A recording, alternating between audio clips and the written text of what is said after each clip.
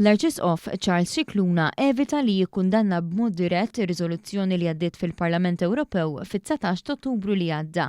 Din ir-riżoluzzjoni li kellha tkun dwar is-saltna ta' dritt u l-governanza tajba ġiet imbottata mill-Membru Parlamentari Ewropew David Casa u spiċċat tinkludi l-kundanna kontra Malta għax qatt m'għandix abort legalizzat.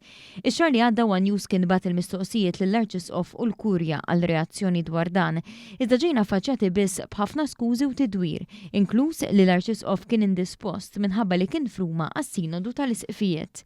Wara li l-Knisja Maltija jew l-isqfijiet lokali xorta baqgħu ma lisnu l-ebda kelma f'dan ir-rigward, din il-ġimgħa staqsejna lill-Arċisqof dirett fl-ewwel okkażjoni li kellu fil-pubbliku. Minkejja dan meta referejnieh għal din ir-riżoluzzjoni ta' David Casa, bl-aktar mod diplomatiku l-Arċisqof qalilna biss li jħossu dispjaċut għal pressjoni li qed issir fuq pajjiżna.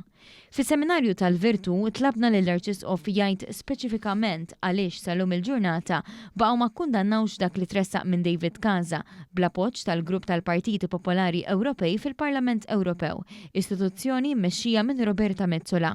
Iżda kien ovvju li l-Arċisqof ma ridx jirreferi speċifikament għall-MP nazzjonalista u jew il-każ partikolari. Minflok qal li jħoss li hu inġust li hemm min qed jimponi biex f'Malta jiddaħħal l-abort. Dispjaċina meta jkollna pressjoni tiġi minn fejn tiġi biex aħna nbidlu din l-għażla favur il-ħajja u aħna fejn hemm il-ħajja u l-favur nirrispettaw dejjem u jiddispjaċina ħafna meta ikun hemm kwalinkwe tip ta' pressjoni li inħossu li hija inġusta. Fl-aħħar ġimgħat bost argumentaw kif il-Knisja ġixxiet differenti f'dan il-każ, meta f'okkażjonijiet oħra tkellmet fil-miftuħ anke minn fuq l-amboni tal-knejjes, inkluż fejn l-abort ma jkunx is-suġġett diskuss, bħal meta tresqet il-liġi biex tipproteġi lil mara f'komplikazzjonijiet ta' tqala.